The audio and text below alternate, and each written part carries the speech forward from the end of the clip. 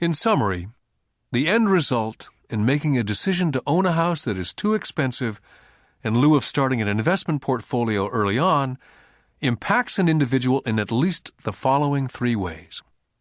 Number 1, loss of time, during which other assets could have grown in value. Number 2, loss of additional capital, which could have been invested instead of paying for high-maintenance expenses related directly to the home. Number 3, loss of education. Too often, people count their house, savings, and retirement plan as all they have in their asset column. Because they have no money to invest, they simply do not invest. This costs them investment experience. Most never become what the investment world calls a sophisticated investor.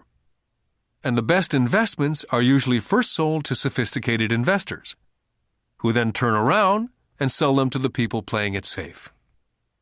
My educated dad's personal financial statement best demonstrates the life of someone in the rat race. His expenses seem to always keep up with his income, never allowing him to invest in assets. As a result, his liabilities, such as his mortgage and credit card debts, are larger than his assets. My rich dad's personal financial statement, on the other hand, reflects the results of a life dedicated to investing and minimizing liabilities. His assets greatly exceed his liabilities. A review of my rich dad's financial statement is why the rich get richer. The asset column generates more than enough income to cover expenses, with the balance reinvested into the asset column. The asset column continues to grow, and therefore, the income it produces grows with it. The result being, the rich get richer. The middle class finds itself in a constant state of financial struggle. Their primary income is through wages. And as their wages increase, so do their taxes. Their expenses tend to increase in equal increments as their wages increase, hence the phrase, the rat race. They treat their home as their primary asset instead of investing in income-producing assets. Remember, the most important rule is to know the difference between an asset and a liability. Once you understand the difference, concentrate your efforts on only buying income-generating assets. That's the best way to get started on a path to becoming rich.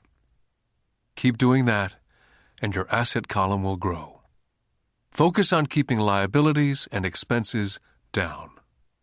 This will make more money available to continue pouring into the asset column. This pattern of treating your home as an investment, and the philosophy that a pay raise means you can buy a larger home or spend more, is the foundation of today's debt-ridden society. This process of increased spending throws families into greater debt and into more financial uncertainty, even though they may be advancing in their jobs and receiving pay raises on a regular basis. This is high-risk living caused by weak financial education.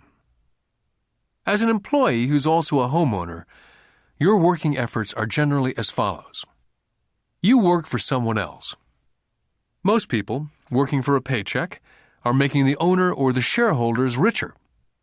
Your efforts and success will help provide for the owner's success and retirement. Next, you work for the government. The government takes its share from your paycheck before you even see it. By working harder, you simply increase the amount of taxes taken by the government. Most people work from January to May just for the government. And finally, you work for the bank. After taxes, your next largest expense is usually your mortgage and credit card debt. The problem with simply working harder is that each of these 3 levels takes a greater share of your increased efforts. You need to learn how to have your increased efforts benefit you and your family directly. Once you've decided to concentrate on minding your own business, how do you set your goals? For most people, they must keep their profession and rely on their wages to fund their acquisition of assets. As their assets grow, how do they measure the extent of their success? When does someone realize that they are rich, that they have wealth?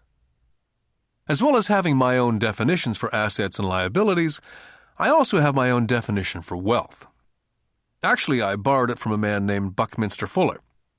Some people call him a quack, and others call him a living genius. Years ago, he got all the architects buzzing because he applied for a patent in 1961 for something called a geodesic dome. But in the application, Fuller also said something about wealth. It was pretty confusing at first, but after reading it for a while, it began to make some sense. Wealth is a person's ability to survive so many number of days forward. Or, if I stopped working today, how long could I survive? Unlike net worth, the difference between your assets and liabilities, which is often filled with a person's expensive junk and opinions of what things are worth, this definition creates the possibility for developing a truly accurate measurement.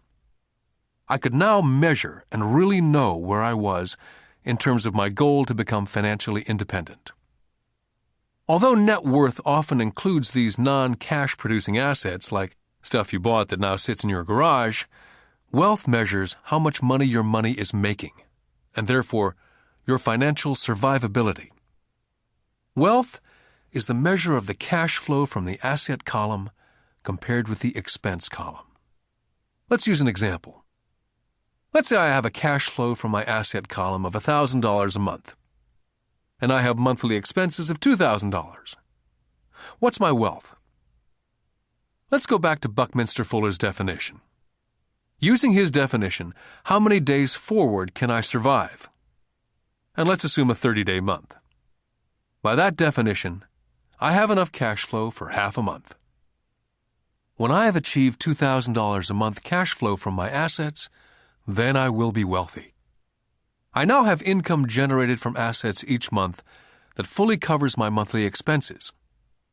If I want to increase my expenses, I first must increase my cash flow from assets to maintain this level of wealth. Take notice that it's at this point that I am no longer dependent on my wages. I have focused on and been successful in building an asset column that's made me financially independent. If I quit my job today, I would be able to cover my monthly expenses with the cash flow from my assets. My next goal would be to have the excess cash flow from my assets reinvested into the asset column. The more money that goes into my asset column, the more my asset column grows. The more my assets grow, the more my cash flow grows.